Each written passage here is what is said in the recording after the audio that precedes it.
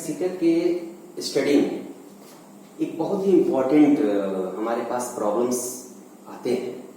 वो प्रॉब्लम ये होता है कि जैसे कोई कैपेसिटर है और उसको हमने किसी बैटरी से चार्ज किया और चार्ज करने के बाद बैटरी हमारा उस कैपेसिटर से कनेक्टेड है और बिटवीन द प्लेट्स हमने कोई डाई इलेक्ट्रिक स्लैब हमने इंसर्ट किया, तो उसके चार्ज पे, उसके potential difference, electric field, energy store, ये सारे फैक्टर्स कैसे अफेक्टेड होते हैं, ये हमको स्टडी करना होता है। यह सेकंड सिचुएशन ऐसी होती है कि हमने किसी कैपेसिटर को किसी बैटरी से हमने चार्ज किया, ठीक है, और बैटरी से चार्ज करने के बाद हमने बैटरी को डिस्कनेक्ट कर दिया और डिस्कनेक्ट करने के बाद बिटवीन द प्लेट्स हमने कोई डाई इलेक्ट्रिक स्लैब हमने इंसर्ट किया।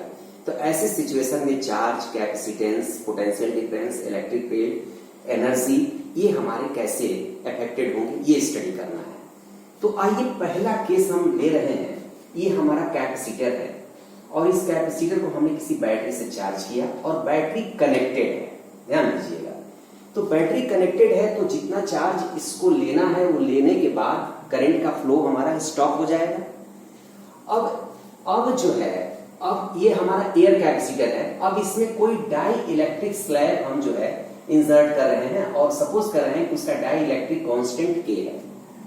तो ऐसे सिचुएशन में अब क्या होगा कि जब डाई इलेक्ट्रिक सब्सटेंस हम इंसर्ट करेंगे तो डेफिनेटली कैपेसिटेंस हमारा इंक्रीज कर जाएगा। आप अच्छी तरह से जानते हैं पैरेलल प्लेट कैपेसिटर का जो कैपेसिटेंस होता है C not is equal to epsilon not A by D, और ये C K epsilon not A by D।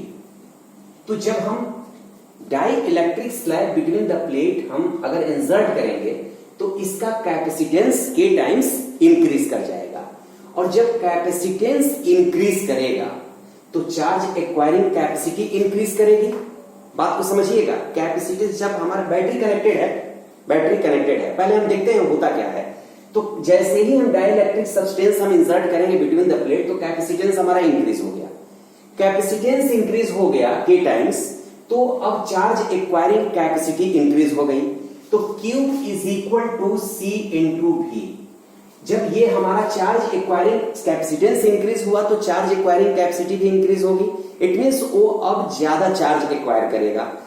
तो ऐसे सिचुएशन में अब जैसे आपका जो बैटरी से जब आपने इसको कनेक्ट कर रखा है तो जो potential difference before inserting the dielectric है, सेम पोटेंशियल डिफरेंस जो है after inserting the dielectric होगा।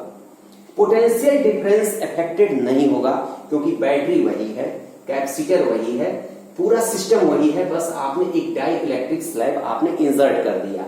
तो इसका कैपेसिटेंस इंक्रीज होगा, अगेन करंट फ्लो होगी, एक्स्ट्रा चार्ज ये एक्वायर करेगा और उसके बाद ये करंट का फ्लो स्टॉप हो जाएगा।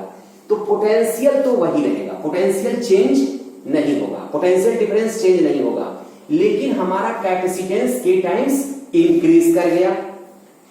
हमारा कैपेसिटेंस इसका जो है वो K टाइम्स इंक्रीज कर जाएगा, ठीक है। उसके बाद जब कैपेसिटेंस इंक्रीज करेगा तो चार्ज एक्वायरिंग कैपेसिटी इंक्रीज हो रही है तो चार्ज भी हमारा K टाइम्स इंक्रीज कर जाएगा। लॉजिकली है, बिल्कुल इसको बढ़िया समझ रही क्योंकि न्यूमेरिकल्स में आपको काम करना है, ठीक है। उसके बाद अब इलेक्ट्रिक फील्ड की बात करते हैं।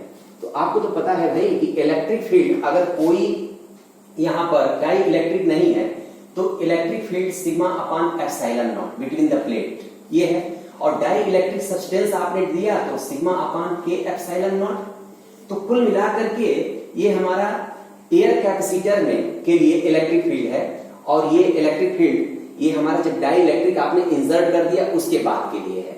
तो इलेक्ट्रिक फील्ड हमारी क्या हो गई, डिक्रीज कर गई। इलेक्ट्रिक फील्ड हमारी डिक्रीज कर गई। इन दोनों का रिलेशनशिप आप देख रहे हैं अच्छी तरह से, E upon E is equal to K।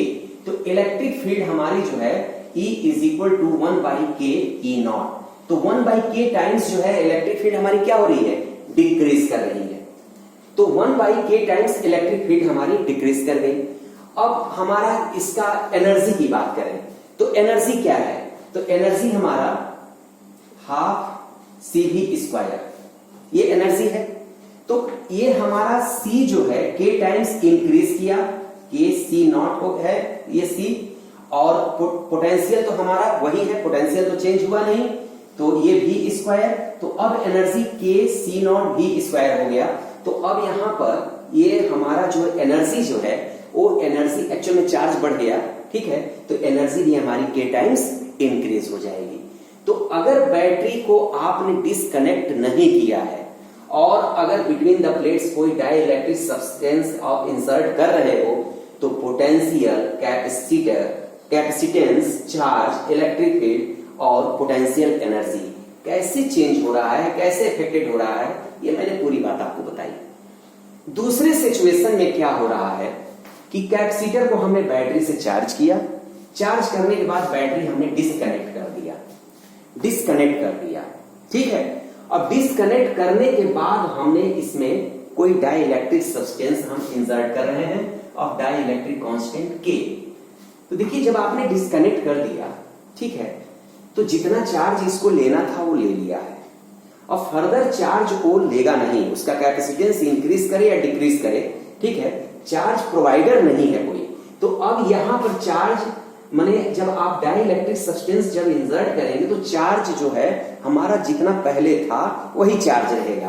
तो एक बात यहां पर क्लियर रखिए कि चार्ज हमारा वही रहेगा, लेकिन आप डाई इलेक्ट्रिक सब्सटेंस जब इंसर्ट करेंगे तो उसका कैपेसिटेंस K टाइम इंक्रीज कर जाएगा, ये पहले भी मैं बता चुका हूं। तो ये हमारा जो है कैपेसिटेंस हमारा K टाइम्स इंक्रीज कर जाएगा। अब देखिए जब कैपेसिटेंस इंक्रीज कर जाएगा तो since Q is equal to C into V और V is equal to Q by C, charge तो वही है, कैपेसिटेंस आपका इंक्रीज कर गया तो पोटेंशियल क्या होगा, डिक्रीज कर जाएगा। तो अब जो है पोटेंशियल आपका ये हो जाएगा ये Q अपान ये हमारा कितना है, ये C जो है ये क्या है, K C नॉट है ना, ठीक है। तो पोटेंशियल जो है 1 बाई, तो ये जो पोटेंशियल V नॉट है Q बाई C नॉट है, और V जो होगा वो होगा Q अपान ये हमारा C is equal to Q upon K C not. तो Q बाई C नॉट ये हमारा जब हमने कोई डाई इलेक्ट्रिक मटेरियल हमने इंसर्ट नहीं किया था उस समय ये पोटेंशियल है, तो ये हो जाएगा V upon K, V not by K। तो पोटेंशियल डिफरेंस हमारी क्या हो जाएगी, डिक्रीज हो जाएगी 1 बाई K टाइम्स, ये हमारी पोटेंशियल डिफरेंस डिक्रीज कर जाएगी। और पोटेंशियल डिफरेंस डिक्रीज करेगा डेफिनेटली इलेक्ट्रिक फील्ड भी हमारा डिक्रीज करेगा, चार्ज वही है, सरफेस चार्ज डेंसिटी वही है, तो सरफेस चार्ज डेंसिटी वही है, ठीक है। तो जब डाई इलेक्ट्रिक सब्सटेंस इंसर्ट करेंगे तो हमारा इलेक्ट्रिक फील्ड भी डिक्रीज करेगा, और यहां पर उसी रेशियो में, उसी ऑर्डर में हमारा एनर्जी भी हमारी डिक्रीज कर जाएगी। तो इन दोनों को खूब बढ़िया से आप बढ़िया से लॉजिकली समझ लीजिए, एक बार नहीं 2 बार देख करके 3 बार देख करके पूरे बात को आप इसको समझ लीजिए, क्योंकि ये लर्न करने की चीज नहीं है, इसको आप समझे रहेंगे तो हम अपने क्वेश्चन में इसको यूज कर लेंगे। Thank you.